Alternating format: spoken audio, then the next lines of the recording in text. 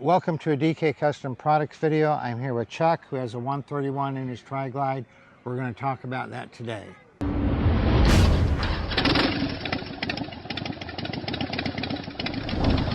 So this is our fourth video that we're doing on your 131. I think so. And I think you're getting a little bit tired of it, but the thing is people ask a lot of questions about the 131 and the Tri Glide. And so why don't you just give us a brief synopsis of since the last time we talked, which was in Sturgis earlier. It was Sturgis last year. Sturgis 23. So how many miles on it and what's going on with it? The bike itself's got 27,000 miles on it. The build was done at 8,000, so I've got almost 20 on the 131. Trouble-free, no issues at all. We relocated to Kentucky from Colorado. I had it put on a trike dyno at the Harley dealership near me. So it's running a lower elevation tune and runs like a top. Doesn't get quite as good a mileage as up in the elevation. It does not. One of the downsides of having more oxygen down in Kentucky is a little more fuel too. But the arms feel it, they like it. Okay. So what we wanted to do with this video today is, over the last 3 videos, we've done 3 other videos. We'll put, throughout this video, we'll put links to the other 3 videos up in the corner and down in the description below. But on those videos, we've had a lot of questions that maybe we haven't answered completely. The most popular question is, which cam does it have in it? It's got a Screamin' Eagle 462. 462. So it's a torque cam. It's one of the reasons that the building dealer wanted to build the motor instead of going with a crate motor, is that he didn't like the cam that came in the crate motor when compared with what I asked the motor to do. I asked for a full torque build, and he didn't think that was the right cam. And so that is the next question is, was it a kit or a crate motor? And it was a kit. It was a kit. For that reason. For that reason, and the other thing, again, the motor was built when I was living at 7,000 foot elevation, is he wanted to stay with the smaller throttle body also. Put the Screamin' Eagle manifold on it, went with the 5.5 injectors, but kept the smaller, the 55 millimeter throttle body. Gives you more torque. Yep. You sacrifice a little on the top end to gain a whole bunch on the low and mid range. Yep. Where did you get the 131 built? Mile High Harley Davidson in Parker, Colorado. So here's a comment with a guy who has a 21. Yours is a 19. But they're both M8s. There's no change difference really between a 19 and a 21. And he's pulling a trailer. You do not pull a trailer. No. But he's pulling a trailer. But if it's a cart, he doesn't say what kind, but unless it's a big trailer that's wider than the trike, it's not really going to add that much stress on it. And he says he's getting a lot of heat, but we've ridden a lot together and you don't get a lot of heat on yours. The motor stays at a nice temperature, but I've got the cooling wings, I've got the tank lift, I've done the oil filter relocation with the oil cooler, and I've got the fans, the minis. And so if you didn't have that, you probably would have. I think so. Yeah. With all of that stuff, I believe I run cooler than a stock 114. So this guy wrote, I wonder what internals he used. I did my 131 kit on my trike over the winter, and I changed all the item stuff, stage 4 extreme CNC heads with oversized valves, roller rockers, S&S, and he goes on and lists it all. So basically he's wondering what you did on yours. Yeah, it's basically, if you do the crate motor, but with the 55 millimeter throttle body and the different cam. All the other goodies, I believe, are the same. No S&S parts. No.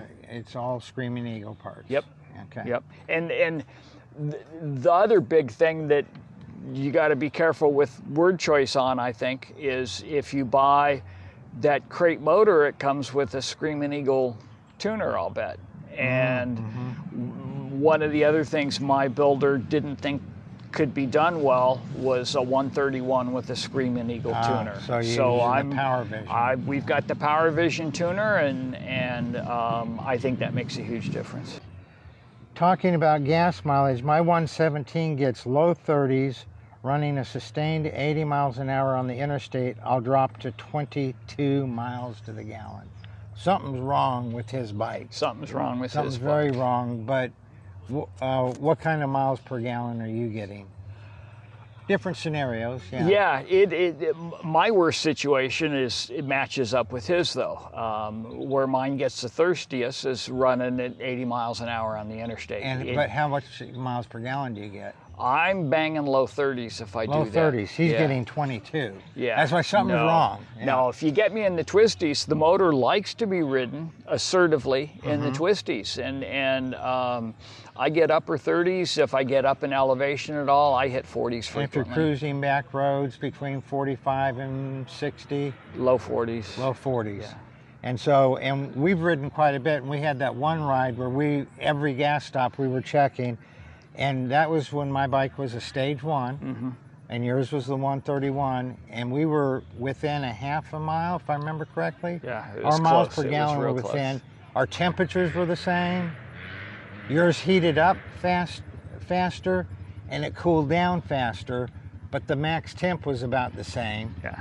And the miles per gallon was the same. So something's definitely wrong dropping to 22 miles to the gallon at 80 miles an hour. He asked, I'm wondering about front wheel vibration at high speed. Is the vibration significant? He doesn't say what he defines high speed as, but you hit 90 on the regular? I'm not sure I understand your question. How fast do you go? Well, I hit 100 yesterday. Oh, you hit 100 yesterday when we were riding, okay. Yeah. Do you have any vibration in your front tire? No, it's very smooth. That was 2 up. That was on a 2-lane back road. You're running the rear tire reversed? Yes, I'm running the Michelin Commander 2 rear tire mounted backwards, and I'm very happy with it. Dyna beads, balancing? No. Just balancing weights? Just a regular. Balancing. It was put on by the Harley dealership. Yeah. And no vibration. Yeah, if you have don't vibration, something weird is, it's either defective tire, unbalanced tire. Is he still running a belt, or did he go to chain drive? If I heard correctly, he's still running the stock compensator. Yes. You're still running the stock compensator? The only change made to the drivetrain was to put the heavier springs in the clutch. In the clutch bed. So stock compensator, and still running the belt. I put money aside for a new compensator when the engine was built, and it hasn't been touched. I thought that was a vulnerable item. And you don't go riding wheelies in the parking lot like in this little video clip we'll show here, but you pull the front end up intentionally and unintentionally, and you chatter through the curves if you go too fast. Yeah, so you're not drag racing it. You're not dumping you're not revving it and dumping the clutch. I'm hard on the motor, but I'm not hard on the drivetrain. Okay. When they built the motor, they said they set the rev limiter at 6,200 RPM.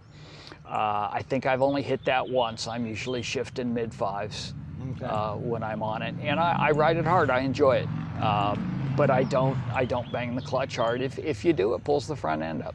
It does, and that's from experience, unfortunately. Okay. What exhaust pipes were used?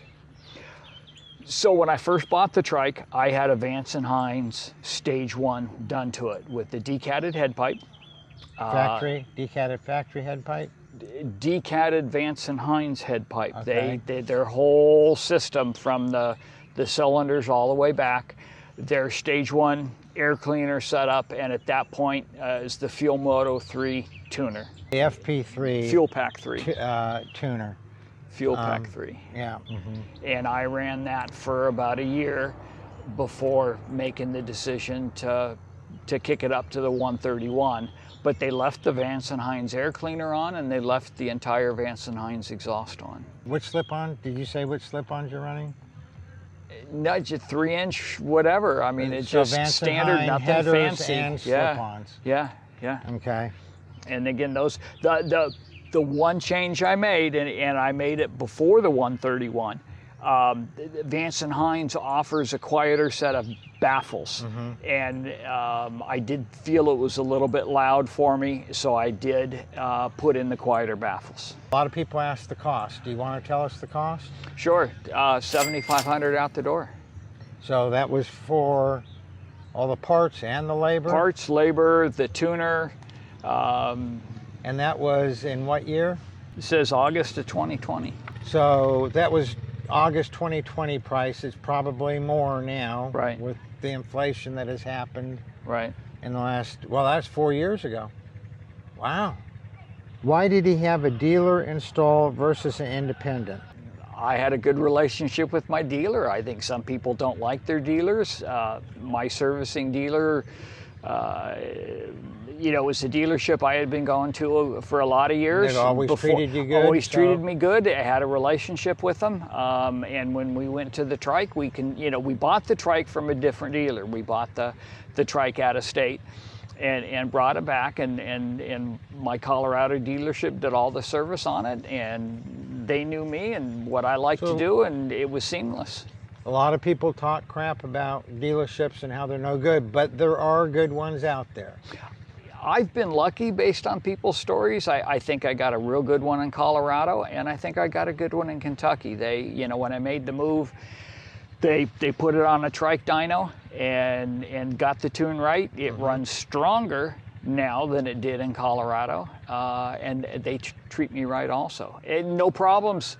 People have talked about finding it difficult to find a dealership that will mount the rear tire backwards on the front, and I got no static on that. They had not done it before, but if that's what I wanted, they were willing to do it. Well, that's all the questions. Thanks for doing a fourth video with us on the 131 build, but people, you know, you let people ride it and then they go, oh, I gotta have that, because it's pretty intoxicating. It puts a smile on. Yeah, which is the reason I still have not ridden it.